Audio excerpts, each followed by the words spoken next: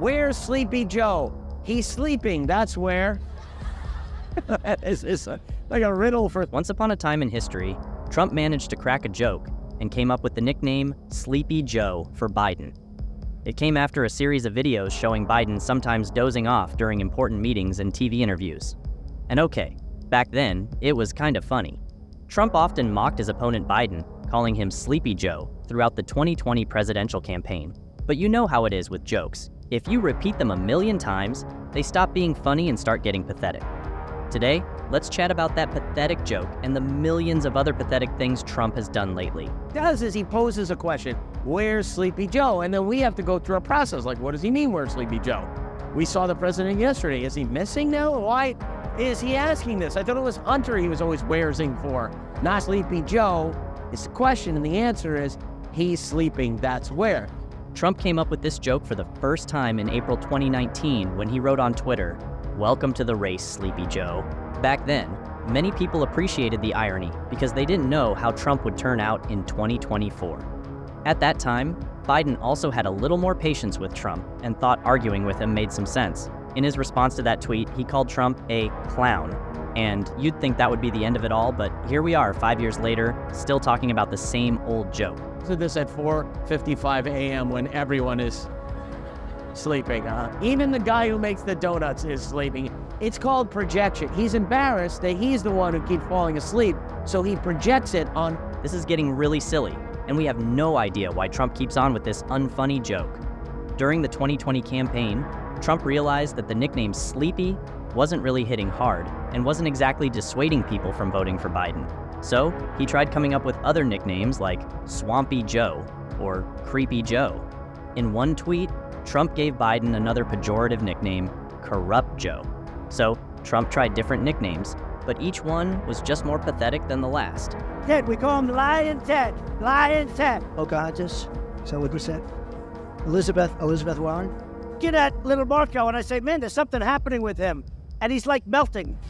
I love running against crooked Hillary. I love that. I've been so mad. Generally, Trump loves coming up with nicknames. There's a whole Wikipedia page collecting all the nicknames he's ever used, and there are a ton. Just to give you some examples, he called Jackie Rosen Wacky Jackie, Gavin Newsom, the governor of California. He called Governor Newscomb, not to mention all the nicknames for Hillary Clinton, although one of them is Beautiful Hillary, which absolutely makes no sense.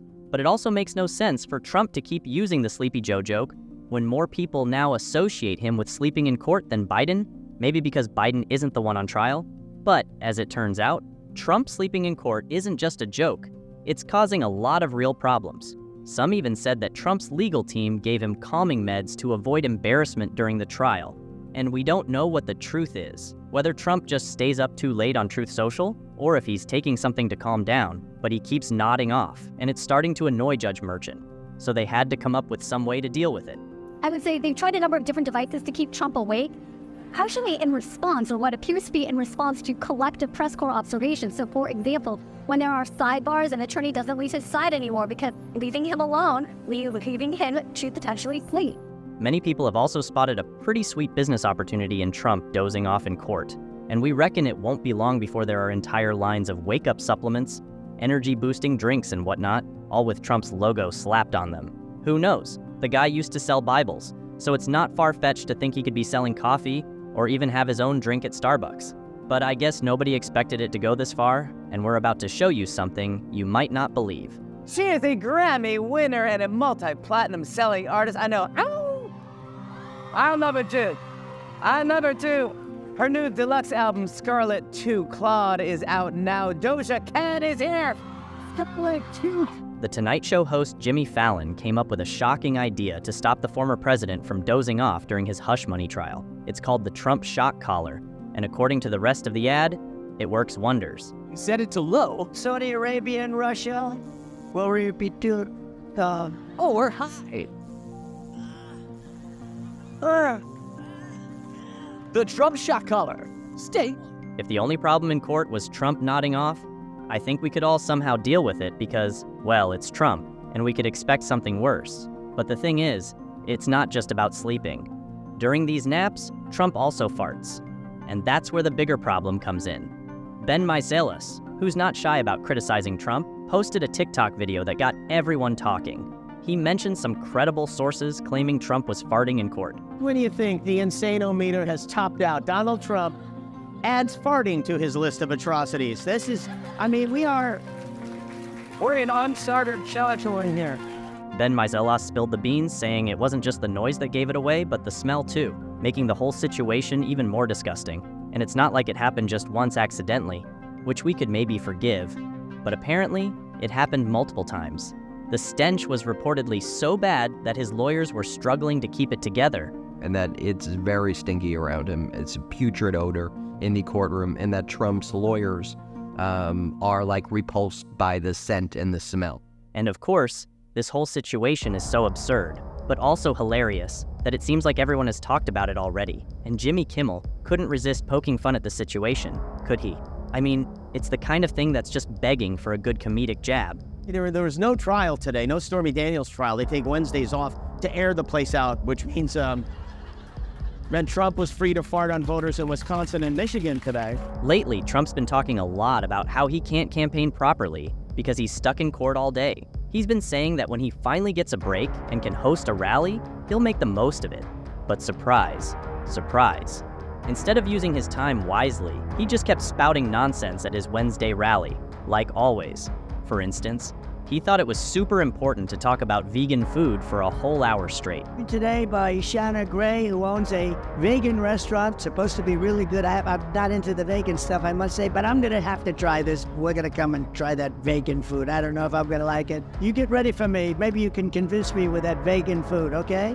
You get a good, healthy vegan food. Trump's history with veganism is quite a tale. Now, Trump ain't exactly the guy we picture worrying about climate disasters or animal suffering, so it's no surprise he's not exactly a fan of veggies. Back in 2019, the global charity organization $1 Million Vegan threw down the gauntlet, challenging Trump to go vegan for 30 days. In return, they'd donate a cool $1 million to a charity supporting veterans. Sounds like a cool deal, right? Well, wait till you hear Trump's response, because it's iconic. Donald Trump flat out refused to go vegan, citing fears of losing brain cells. Yep, you heard that right. He said, no, it messes with your body chemistry, your brain. And if I lose even one brain cell, we're F-ked. And you know what? He might have a point. If he lost that last brain cell, he'd be left with none. Any food not offered on a meal deal menu. So here's the deal. Trump thinks that chowing down on whole grain plant-based goodies for 30 days straight instead of his usual Big Macs will mess with his brain. Now, we all know the former president loves his hot dogs, cheeseburgers, and buckets of fried chicken, but his body definitely doesn't. And who knows, maybe if he switched up his diet even just a tad, he'd stop farting up a storm in court. A close associate of the president, who has dined with him several times, said that Trump occasionally eats salad with his meals, but otherwise, I've never seen him eat a vegetable. And his overall diet is terrible, with the only sport he engages in being golf, which you can easily tell by his figure. Legends swirl around Trump's diet. His favorite dish is reportedly steak with miniature bottles of ketchup on the side. It doesn't sound too appealing, but Trump supposedly can eat steak twice a day because he loves it so much. It's a bit embarrassing, especially when as president, he traveled to other countries like India and made a big fuss about not getting a cheeseburger. Even one of the president's favorite fast food restaurants, McDonald's, doesn't serve beef in India. Instead, locals eat chicken burgers. So Trump is a walking embarrassment not only in the States, but also abroad.